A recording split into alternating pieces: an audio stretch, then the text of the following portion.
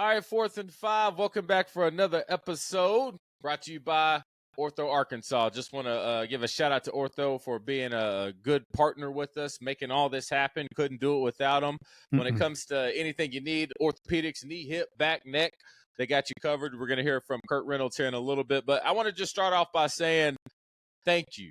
Everybody that's been tuning in, watching the podcast, watching the breakdown, seeing all the content.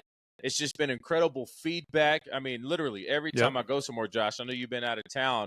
Everybody said, hey, I watched the breakdown, seen the breakdown, love the breakdown, and we're going to continue to do it, and we're going to bring it as much as possible and continue to be fair. Very excited the opportunity we had with Jarius and Joe coming on the show. We've been reading all the comments. There's so many of them, and we're listening to you, and I think we have a recipe of maybe giving y'all what y'all want as a fan base and what you're looking for in Razorback content. So please, once again, the best way to keep this ball rolling, if you like what you've seen so far, it would really mean a lot if you would hit that subscribe button. I'm serious, y'all. I mean, because as many people as I saw talking to us, I was like, y'all better hit that subscribe button. Because the more we get that, the more support we can get from outside and the more time we can focus on this and really continue to give you that content. But bigger than all that, man, my boy Josh is back. You've been out of town. I don't know if people have been keeping up. You want to go ahead and share the news? Well, guys, I got engaged while I was in Italy, so put a ring on it. I know I missed a couple weeks of football, but to be honest with you, I was staying in tune the whole time I was gone. And there was people from Arkansas that I ran into while I was in Italy, and they were even saying that they were staying in tune with 4th and 5, talking about some of the Joe and Jarius stuff, watching some of your episodes with Grant Cook. So even overseas in Italy, there were Razorback fans that watched 4th and 5 and came up to me, and I said, man, I can't stream from over here. I'm over here on a mission. I ain't got time to be doing 4th and 5 when I was trying to, make sure I sealed the deal and get her to say yes. So I'm excited to be back. Yeah, congratulations to you and Sydney. Love Sydney. I can't wait to be at the wedding. In any capacity, best man. But I know you got a brother. It's cool. I'm going to let it slide. But, man, I'm excited for you. I'm happy for you, brother. Love you and Sydney both. All right, so this is going to be the plan moving forward. I think we kind of have an idea of what we are going to try to do. So if you are a subscriber and you've been tuning in, trying to catch all the breakdowns, this is what we're going to try to attempt to do. So always follow us on all the platforms. So immediately after the game, you're going to get your post-game reactions. That'll most likely come via Twitter, okay? So follow us on Twitter. As soon as that game is over, if we can get outside the stadium and do our thing there, that's where you're going to get our thoughts. Then I got to hop on a plane, hop in a car, get back to Little Rock as soon as possible, and I'm going to shoot for Monday morning or Tuesday morning, depending how quickly I can get your first breakdown out. That'll be about a 18 to 30-minute show each one of those days, Monday or Tuesday, strictly just breakdown. And I really think people have appreciated the breakdown, and they have. It's a lot of work. I'm not going to lie. So if y'all keep on hitting that support, hitting those subscribe buttons, it really does help kind of motivate me to keep that thing going because I love being able to give y'all that perspective. And then midweek, we're going to try to have a looking ahead. That's where we're going to bring in Grant Cook. I've had former Razorbacks reach out to me, and they want to be a part of the show. Former quarterback, former receivers, kind of giving their perspective. Then we're going to have a second breakdown of the week of looking ahead at the things we need to look for. And then we're also going to have our hair-raising plays of the day, thanks to MD Hair Labs. And this is where it gets interesting. So if y'all been watching the show and you like the content, if you have a small business or anything and want to be a part of what we are building here at 4th and 5, we have a couple segments that are up for sponsorship. All right, so reach out to us in the DM to make that happen. Grant Cook's segment, breaking down the battle in the trenches with the big boys, looking for sponsorship. And we really like the comments and how much y'all engage with us. And we've seen a lot of questions pop up, and we want to try to address as many of those as possible in our show. So continue to send comments. It really does help if you add a question mark, because I don't know how that works with the technology. It will separate the questions from just comments and all those different things so we can see those. And hopefully we can do a breakdown on your questions. Looking for sponsorship for that as well. So many things building here at 4th and 5. It would not be possible without all of y'all. And like I said, we really do appreciate it. I know there's so many other platforms, and I'm sure I encourage y'all to continue to watch them, because I think there's a lot of other people in this industry of covering Razorback football that do a great job. but we also appreciate the people that are starting to lean towards 4th and 5. It really does mean a lot. So that's going to be the plan moving forward. We're going to try to stay consistent with that. The thing is, we both have full-time jobs. I have like 8 of them. Josh, you got your thing rocking up there in Northwest Arkansas. So we apologize in advance if sometimes it gets a little heavy and we can't get you your content. But that's what we're trying to do here, and there's no telling where this thing is going to go. But, Josh, I tell you, man, it really did mean a lot to me, just getting the love and the feedback. And I think people really appreciate maybe seeing it from a perspective of, I don't necessarily want to say people who have just played before, but when you've been around the game and seen so many different offenses, you start picking up on these little things. And I just love to share the knowledge that I've learned over the years with our fan base, man. I think it's awesome. Yeah, I think that number one, being able to break down the film is huge, but then just knowing the ins and the outs of the entire, football industry, the college football industry, the transfer portal and how that works, and the whole NIL era, and understanding the business behind college football now. I mean, there's a lot of people who have questions. I get questions all the time about things that just are around the game. Yeah. And I don't want to become one of those shows where we're just spitballing and talking about, what we think, although that's important. I love to get opinionated with you at times, but just giving some substance to the Razorback fans, I think, is huge. And I'm really glad that we're going this direction with the show. Yeah, I am too. So the intention here today was to have Grant Cook come on.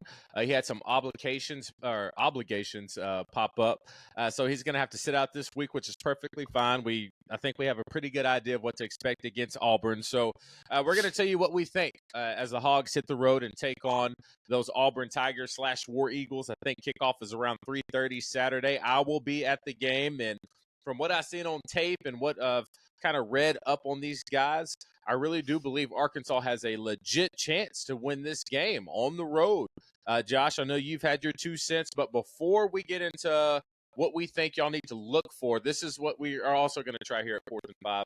Besides telling you what we think about the game, we're going to maybe give you a couple things that you can watch out for while you're watching the game to really kind of, I guess, watch the game at a different level.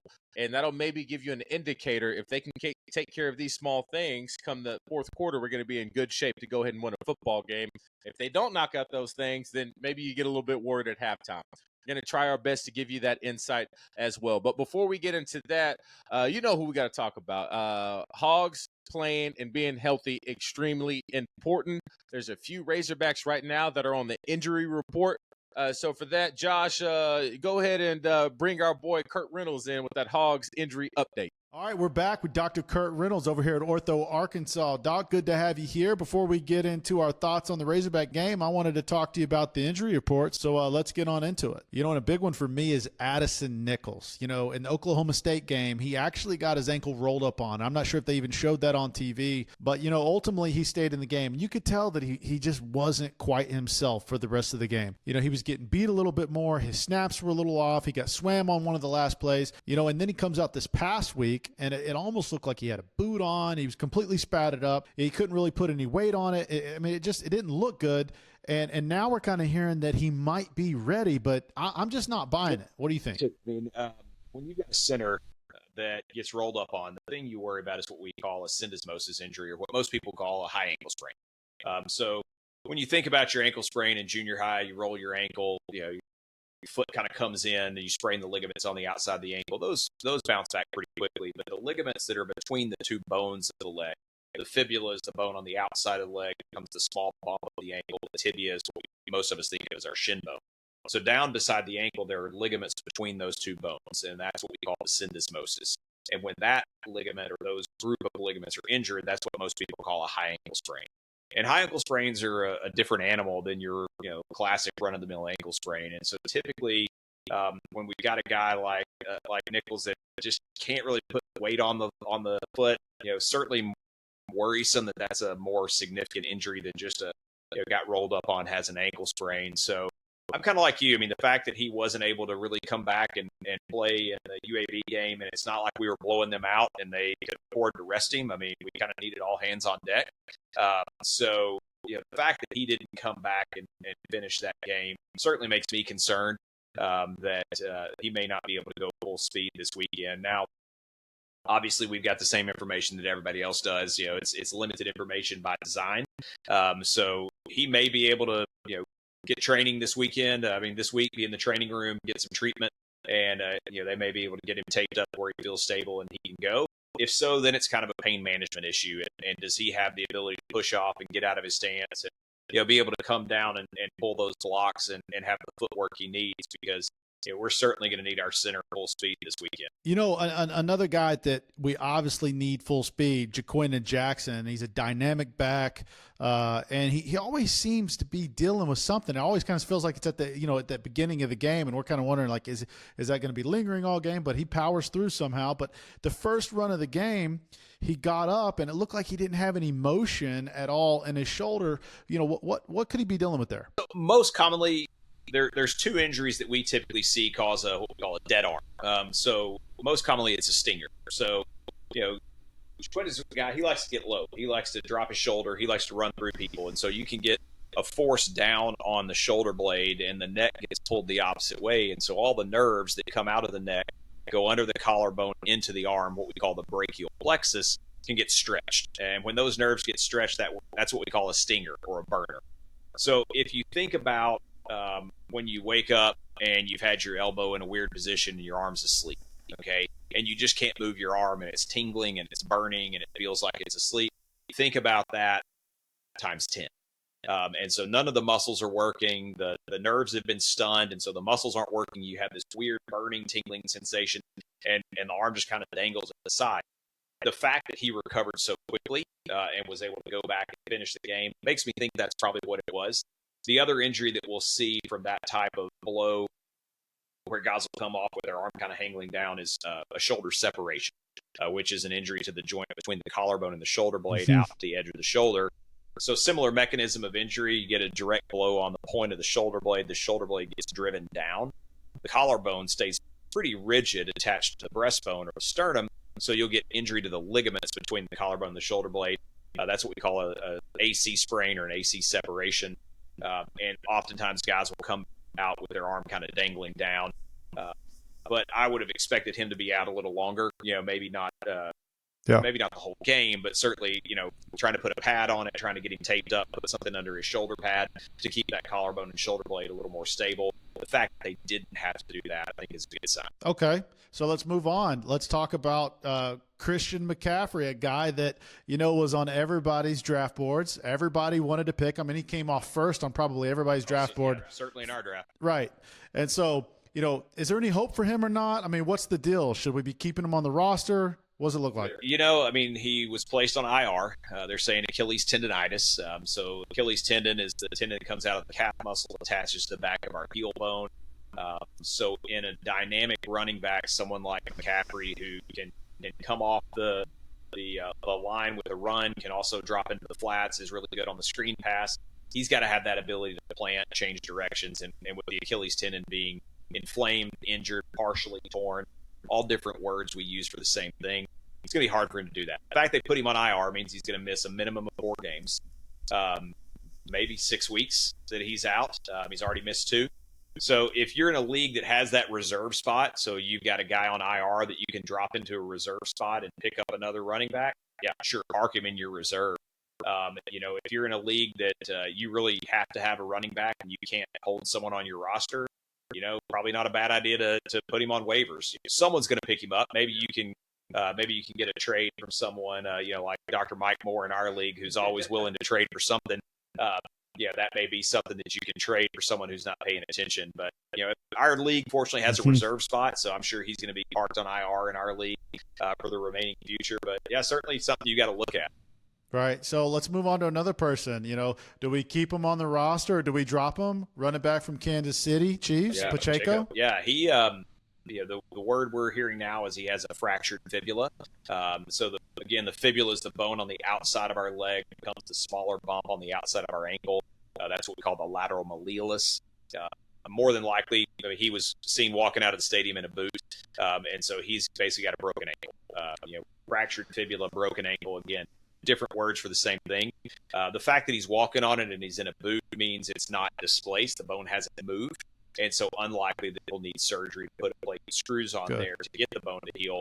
But he's going to be limited in his ability to move it for 4 to 6 weeks until they're seeing some healing on x-ray. So I would expect him to be out a minimum of 6 weeks, maybe 8 weeks. So again, that's probably someone, if I've got that reserve spot, I may park him for a couple weeks. Right.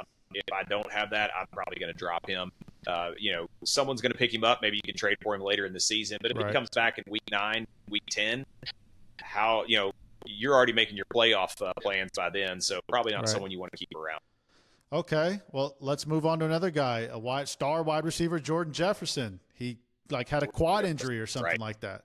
What are we looking at? Quad injury. So, they're saying a thigh bruise or a quad bruise. Usually that's someone that takes a helmet directly to the thigh. When I was a kid, our thigh pads were huge. The pads in these guys' pants are barely anything anymore. And so typically that'll be, an injury where you get basically a bad Charlie horse, but there's some bleeding in that muscle. And so that muscle cramps up, you lose some range of motion, you lose some strength. So I'm sure they had him in the training room, Monday morning first thing, and are probably going to be pretty aggressive on keeping his quad stretched out and rehabbing him. I wouldn't trade him or drop him. I would probably put him on my bench and kind of see how things go until Thursday or Friday, see how he does. I mean, he's obviously a dynamic receiver, so if he can play at all, he's going to. But something to keep an eye on. That can be a bad injury. One of the things that we see sometimes with that injury is that the bleeding in the muscle can start to calcify, a condition called myositis ossificans. And so basically the body tries to heal that injury to the muscle by creating calcium deposits, by essentially creating bone in the muscle. And it can lead to a lot of weakness, a lot of loss of motion. It can be a very long recovery if that occurs. Yeah, I actually, Doc, to tell you the truth, I had that exact same injury when I was in high school. I took a hit to the quad by DJ Williams himself.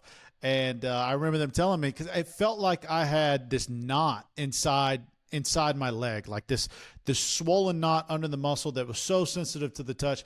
And I had to go to Ortho Arkansas back then. Tracy Bird sent me to Ortho, and they had to break up that calcification. So I appreciate you explaining that, and I can testify that it is not, that type of quad injury is no fun at all. So start them or sit them. There you have it. Appreciate the update, Dr. Reynolds. Now that high school football is in full swing, I always want to remind people about the resources that Ortho Arkansas has over there.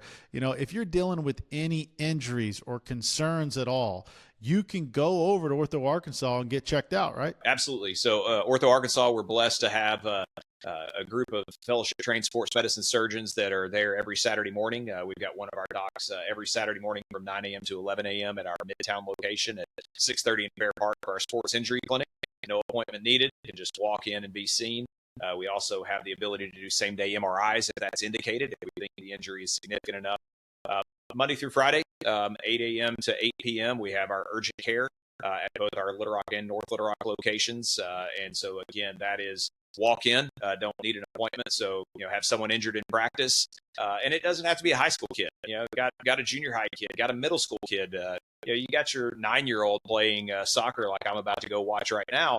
And there's an injury, bring them in. We've got someone there to see them until 8 p.m. Monday through Friday, 8 to noon on Saturdays. So a lot of resources available to take care of our Arkansans. Doc, I always want to touch on, I always tell people this, the Ortho Arkansas isn't just for athletes, it's for everyone.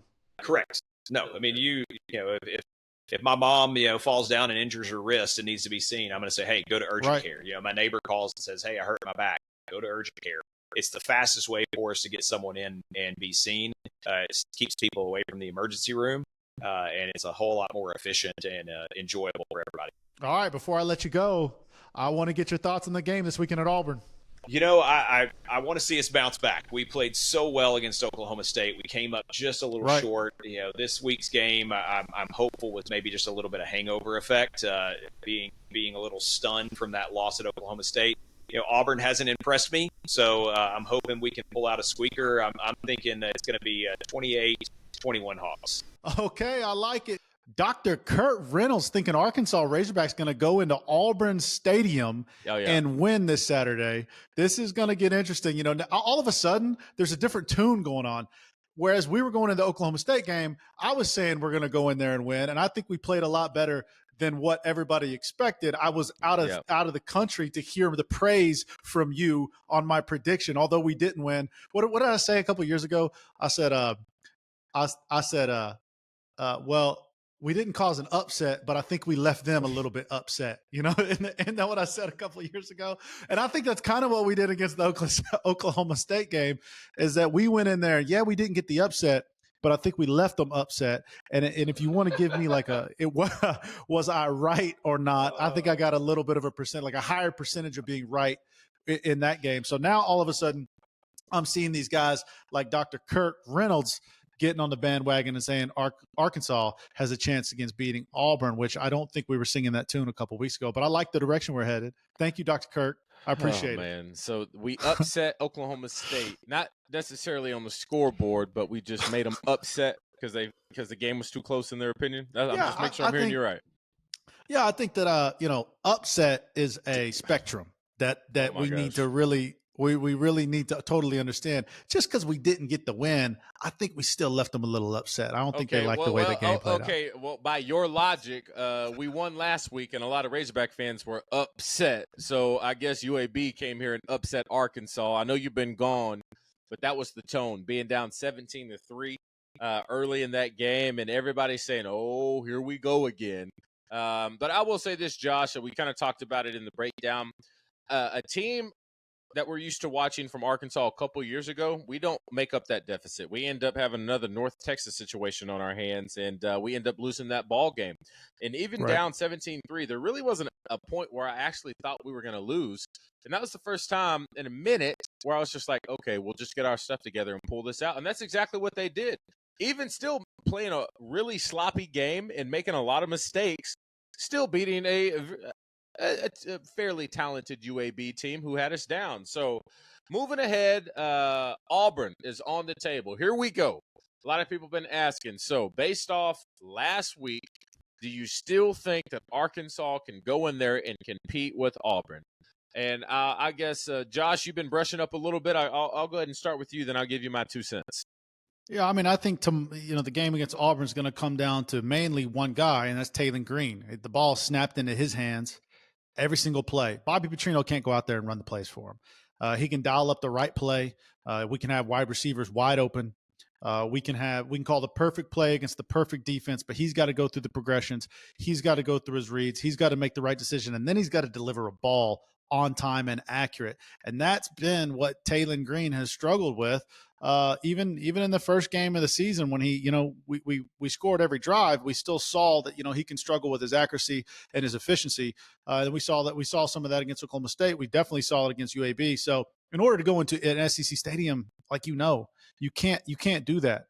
SEC games aren't going to give you too many mistakes and allow you to come out with a win. So it's going to come down to him. But, look, we had 648 yards against Oklahoma State. So when we're firing on all cylinders, we can fire on all cylinders, but we just can't beat ourselves. We got the potential and the firepower there, but beating ourselves is the issue. And Taylen Green is typically in control of that. Big time. And a lot of people have been asking in the comments, Josh, just with his inconsistency. I mean, there were 3 plays that I pointed out in the breakdown. Should have been extremely easy touchdowns, all missed, and barely squeaking out a win against UAB. If that were to be the same case against Auburn, we lose that game. That was the case against Oklahoma State. He had a few passes that should have just been an easy throw and catch. Don't let me remind you of that wheel route to the running back in overtime that he underthrew. Same thing with Armstrong last week. He could have walked in the end zone from about 25 yards out, easy throw and catch, just underthrew it. Missed guys in cover 2, overthrowing. I mean, so his thing, a lot of people ask me, do we think about moving on to his backup? I still think he's too dynamic of a playmaker. He's gotten himself out of situations, bad situations that unfortunately he created himself. But just his ability to have those ooh and ah moments and making something out of nothing, that's keeping you alive. And so, but now, is he relying too much on that? Is he saying, okay, I feel more comfortable with my legs and sitting in the pocket and releasing this thing? But it will ultimately come down to if he's going to be able to make those throws, because here shortly, maybe Saturday, all that other stuff ain't going to fly. Now you're playing against some dudes who are big, strong, fast, and now they have tape on you. I think what the thing is now that we're going to see, they now know if we only rush 3, he has time, and when he's not under pressure, he can make those throws. If we don't have a spy and he gets out of the pocket, he can make things happen. I think now they are going to put him in a situation where, okay, we'll go man-to-man, but we're going to bring pressure, and we're going to force you to make a decision fast and make sure they have contain where they don't allow him to escape with his legs. I think that's going to be the recipe. Now, that should be your wide receiver's best day. Oh, man-to-man, no safety help. Let's do this thing. It's going to come down to, can he make those throws? And if he can, I'm telling y'all, this offense will be almost unstoppable, especially when you sprinkle in how well Jaquindon Jackson has been playing. Another key thing, Josh, with this game against Auburn, defensively, they're talented. They got some big guys. They got some thick guys in the middle.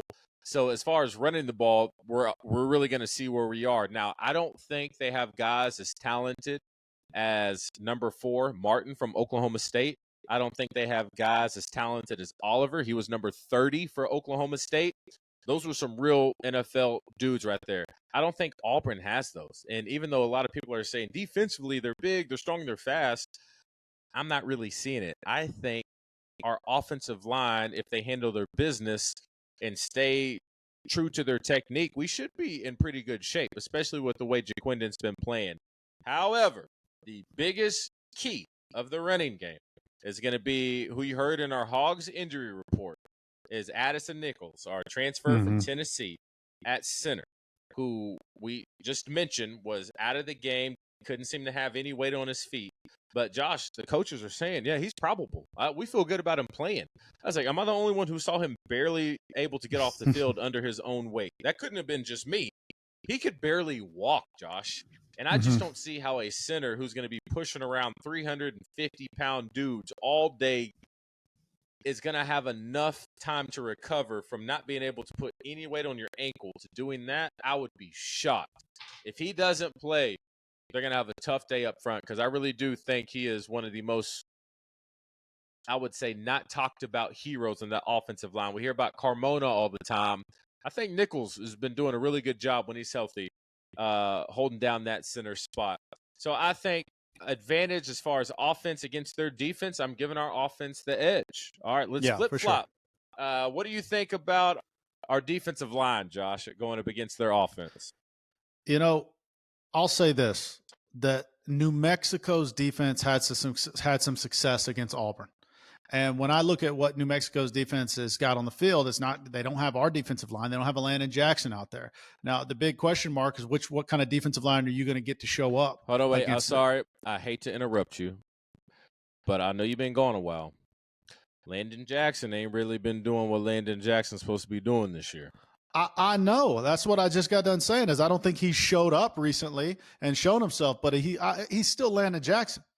I mean, I think that's one of the better defensive linemen in the SEC. I just think he's going to start showing his true colors here soon. So, I mean, a lot of these guys got to take a second to get their feet wet, and you're just now getting the SEC ball, and this is where the money's made for these guys. So, hold on, where'd you go? Where'd you go? What's going on? I'm trying to be supportive this week, Josh. All right. I hear you. Well, look, I just think that the Arkansas defensive line is better than what they've shown. I think there's talent on that field, and I think that we're going to see that, especially once we start getting into SEC play. A lot of times, the Arkansas in the past has played up to the potential that they're playing, up to their opponent's talent. And I think that you're going to start to see that more with us. Now, the big question for me right now is our DBs, because Auburn's got some athletes. They always have athletes. This year, they have quite a bit of talent at wide receiver. They got a brand new quarterback who just stepped in against New Mexico and had a lot of success in Hank Brown. He was actually coached in high school by Trent Dilfer, and then recruited to Liberty. And then obviously when Hugh Freeze went over to Auburn, he followed him over there. So this is a guy that Hugh Freeze has believed in for quite some time, and clearly had, the right type of coaches throughout his upbringing. And now he's getting his first chance to play, and he did very well against New Mexico. He's got a big arm. He's not a runner, though. He's got a big arm. They're going to rely heavy on those running backs to just move the chains, and hopefully they're going to obviously want their offensive line to play better than our defensive line. And I think they're going to be surprised when we get into SEC play. I think our defensive line has got a little bit of chip on the shoulder and wants to prove something because, as you just said, they haven't been the defensive line that we expected them to be. Landon Jackson has not been the all-SEC defensive lineman that we want him to be. So I think he's going to come out and try to prove something against a good team and prove it at Auburn. But Hank Brown is not a running quarterback. He wants to get rid of the ball quick. It's an RPO offense.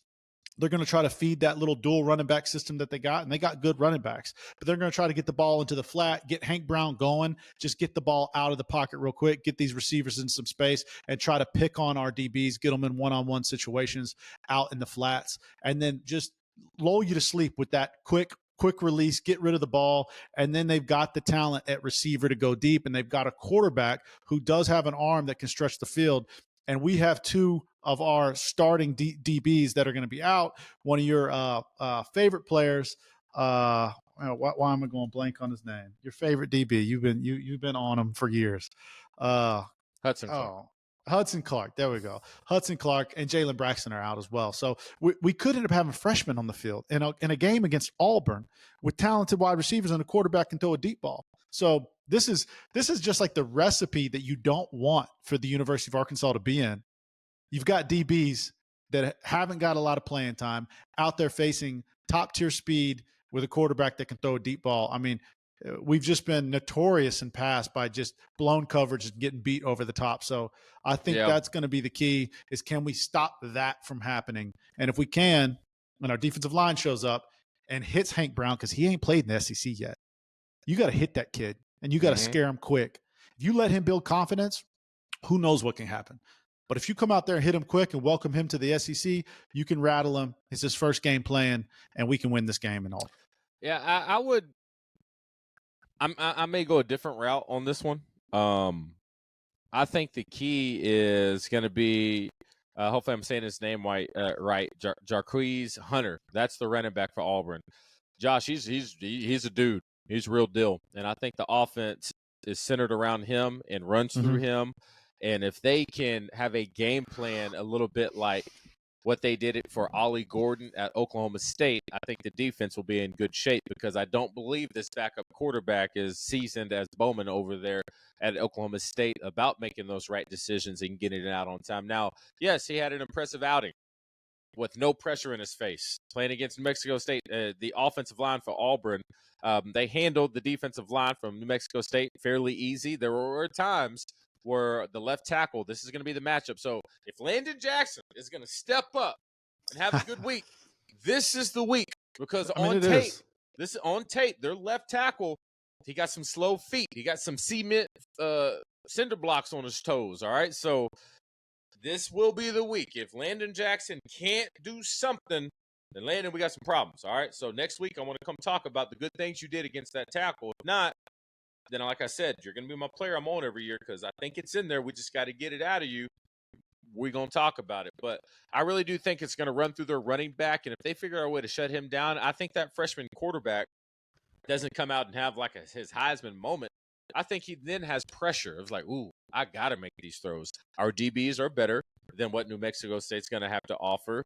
And I think overall our linebackers are faster, even though they have a couple mental breakdowns, but I don't think they're going to run into that situation, because you have a younger quarterback who probably can't see stuff pre-snap read and try to get to a throw fast enough. So if they establish the run and they get Hunter, their running back, going well, then I think it may be a long day for the defense. But if we can bring whatever package we had to commit to stopping Ollie Gordon, I think we'll be all right. Their receivers don't scare me at Auburn. They really don't. And I think 2 weeks ago, before they brought in this new quarterback, everyone in the country says Auburn's not a good football team. And I'm not going to say just one switch at quarterback. Obviously, they showed enough all camp for that other guy to be the starter. So the backup must not be that much better because Hugh Freeze, he understands how football works. He's going to put his best option in to win a football game. So I just think that, you can't ever doubt the receivers that are going to play for an Auburn team. Every single year I watch Auburn play, they always have speed. They always have speed. I don't care who they are. They're going to have athletes that can run. And Auburn wide receivers scare me against Arkansas defensive backs every single year. I mean, I don't care. I don't care who they are, whether they go to the NFL, whether they don't. Auburn's going to have speed on the outside, especially in a Hugh Freeze offense. That's just what he's going to do. I wanted to touch on what you were talking about a minute ago about Arkansas offense, because I think what Auburn's defense is going to try to do, their main thing is obviously going to be try to contain Taylen Green. If you watch most of Taylen Green's runs, he always is able to bend outside the pocket. He'll roll outside the pocket, and he'll end up beating somebody to the sideline. He'll cross the field after that, but it's always just beating that contain from the defensive end, or maybe they stem in and blitz in, and he gets that outside leverage. If I'm Auburn, I'm going to basically play a very slow play, contain position for my defensive ends. We're not going to rush upfield. I'm not going to try to blitz in. I just want to play contain because I want to make Taylen Green go north and south. I want to push him into the interior of the defense, let him meet a linebacker up the middle, because I don't think Taylen Green is the type of guy that's going to want to play like that. I think that's going to take away the run. If I'm Auburn's defensive coordinator, that's how I'm trying to play Taylen Green. Contain him, slow play him, and you potentially make him take one too many hits. I think that's the way you play Arkansas. But the other key to it is the best running back in the SEC, your boy. Yeah. Jaquindon Jackson. He's balling out. So I just like him as a running back. Yeah, me too. I really do. Super talented. I really do. Like what he's brought to the table. It's been legit. So, like I said, we were going to have a much deeper breakdown. I know y'all like the breakdowns and tape. Grant Cook was about to tell you who on Auburn's offensive line is the weakest link and who we need to attack. And we kind of talked about their left tackle. He may be up there. And so hopefully we'll have Grant Cook back for you next week. And we just wanted to give you a quick little preview of what to expect on 4th and 5, what we thought about the Auburn game. But the thing is, Josh, it don't matter who you play. You got to have people making plays. And when people are making plays, we're going to show them some love. And so for that, we're going to go back to last week.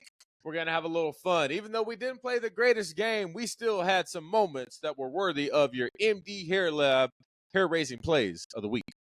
All right, the top 5 plays of the week brought to you by MD Hair Labs, the hair-raising plays of the week, should I say. Guys, if you don't know who MD Hair Labs is, go to mdhairlabs.com. They are the leading men's hair restoration experts, and they happen to be in Northwest Arkansas. The results of what Dr. James Ragland is able to do. Guys, he's been on the Bobby Bones Show. He's been on all types of stuff, and he's right here in your backyard, in your Razorback backyard. They're big fans of the Arkansas Razorbacks. We're thanking the physicians at MD Hair Labs for sponsoring this show. But guys, just go check it out, because you ain't got to go bald. You don't have to thin. You can win. I promise you. Just go check it out. Free consultations, by the way. But let's get into it. MD Hair Labs hair-raising plays of the week. Check it out. At number 5, we've got the kicker himself, Kyle Ramsey, from 51 yards out. Kyle Ramsey says, "Hold my Gatorade," and drills this bad boy into the next zip code. I mean, you got to think about this right here.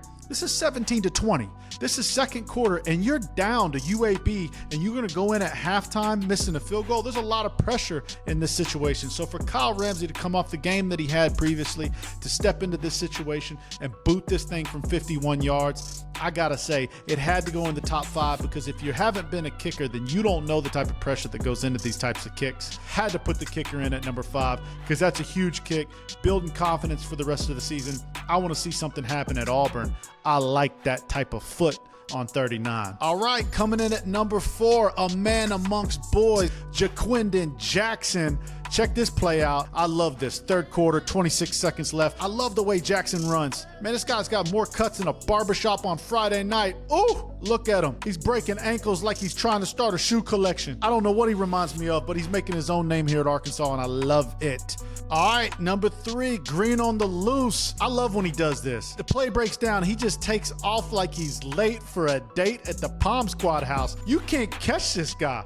I mean, he's just got too long of strides. Look at the speed. You got to love that. When you have that at quarterback, you just can't teach it. Bobby Petrino can't call that play. That's a green play. That's a payday. We love that. All right, number 2, Jackson's 4th and 1 play. Guys, you got to take a look at this. Look at the clock here. Look at where we're at in the game. It's 17-3 against UAB. Second quarter, 10 minutes left. It's 4th and 1. If you don't get this, the rest of this quarter could go downhill real quick. This is a confidence builder right here. 4th and 1, you got to have a guy like Jaquindon Jackson. He just freaking lowers his shoulder and says, excuse me, coming through. That's not a first down right there. That's a statement. We came here to play. I love Jaquindon Jackson. I can't say it enough. All right, coming in at number 1, dropping a dime, Taylen Green drops back in the pocket and just delivers the ball in the only place you need to put it. Andrew Armstrong showing his speed. Taylen Green drops it in, and Armstrong just keeps enough real estate with that 1 foot inbounds. NFL scouts, take note. You got to absolutely love the connection between those guys. If there's anything to be excited about, it's the fact that we have the playmaking ability that we need to win games this year. Thank you for watching the MD Hair Labs hair-raising plays of the week. DJ, it's back to you. Yo, Josh, I was thinking that same one. I was hoping that was going to be number 1 because, man, that's impressive. And I said in the breakdown earlier, those are the things that stress me out about Taylen. You can't make a simple throw here or there. Then you throw a NFL league quality throw like that. That was impressive to see. So that's why I get on to him like I do. And I said this. He's got the ability. I wouldn't be wasting my breath if I didn't think he was capable of doing it. Let's tighten up and let's get this done, Taylen. Come on. Let's get these ball games won and let's get that completion percentage up as well. Josh, I like those MD Hair Lab hair-raising plays of the day. It's been fun. It's been quick. Like I said, this was going to be a quick one. We just wanted to lay out the format of what to expect here on 4th and 5. Always the best way to support. All you got to do is subscribe. Make it easy. We appreciate the love. Continue to comment. Josh, once again, congrats, my guy. What'd you say? I saw you had a sheet of paper all written out. You ain't got to read it all, but oh man, give me the spark notes. We can't. So there's certain things that you just let be between you and your wife. You know what I'm saying? And so that we're going to leave that there. But I mean, I do have a romantic side, DJ. You might not know. So I just had to write her a little love note, tell her how much she meant to me, and just let her know that I meant business. Did you stumble on any words and have to start over? No, I didn't stumble on any words. See, that's what I was telling you. When you're confident and you've got a 4th and 5 and you need to go for it and you need to seal the deal. Nice. You know, you go for it because you know the outcome of the play. You know what I'm saying? So when I asked her to marry me, I knew the outcome because I'm confident in the type of woman she is. I'm confident in what we have. Nice. You feel me, brother? I feel you, man. Yeah, you see it. You see what I'm saying? It was 4th and 5, and I went for it. Dog. And we converted, big dog. Touchdown. Josh, congratulations. Everybody, thanks for tuning in. And we got merch coming out, too. Josh got a little jealous. Got new hats coming out. If you're Look, y'all don't understand. He's got a hat. He's got a backdrop on his computer. He's got a flag over there. If you've noticed over the past 2 episodes, I finally got a mic flag. I had to make this. Yeah. I had to send this to the printer myself. I had to go stick it on here myself. DJ's sister is hooking him up with everything. She's making hats, sweaters, sweatshirts, pocket patches, all different types of stuff. I can't get anything up here in Northwest Arkansas. Send us a message in the comments if you're interested in getting it's a trucker hat, and this one's fun. I like it a lot. Nice design. If you like this, just let us know. We'll let you know how you can go about getting some 4th and 5 merch. But I'm DJ. That's Josh. Appreciate you watching 4th and 5.